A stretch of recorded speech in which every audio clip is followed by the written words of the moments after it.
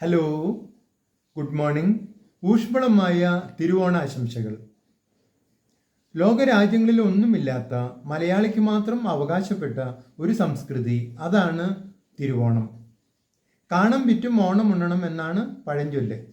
കാണം വിറ്റിട്ടല്ലെങ്കിലും ലോകത്തിൻ്റെ ഏത് കോണിലായിരുന്നാലും വളരെ ആർഭാടപൂർവം നമ്മൾ മലയാളികൾ തിരുവോണം ആഘോഷിക്കുന്നു.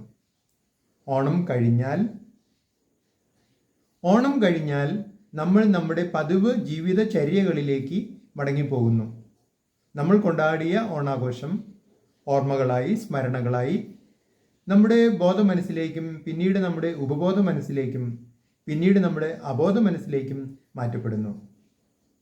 ഈ പ്രാവശ്യമെങ്കിലും ഈ എക്സർസൈസ് ഒന്ന് മാറ്റിക്കൂടെ?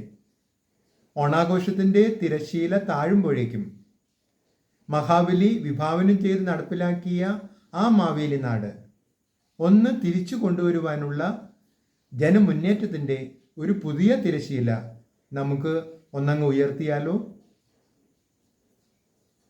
മനുഷ്യരെല്ലാവരും സന്തോഷത്തോടെ ഒരുപോലെ ജീവിക്കുന്ന, കള്ളവും ചതിയുമില്ലാത്ത, ആർക്കും ആപത്തുകളില്ലാത്ത, പൊളിവചനം തീരെയില്ലാത്ത ആ മാവേലി നാട് ഇവിടെ ഈ കൊച്ചു കേരളത്തിൽ ഒന്ന് യാഥാർത്ഥ്യമാക്കിയാലോ? ഇത് ജോസ് കാച്ചപ്പള്ളി @ജോസ് കാച്ചപ്പള്ളി 1090. നിങ്ങൾ ഈ ചാനൽ ഇഷ്ടപ്പെടുകയാണെങ്കിൽ ലൈക്ക് ചെയ്യുക, സബ്സ്ക്രൈബ് ചെയ്യുക, മറ്റുള്ളവർക്ക് ശുപാർശ ചെയ്യുക.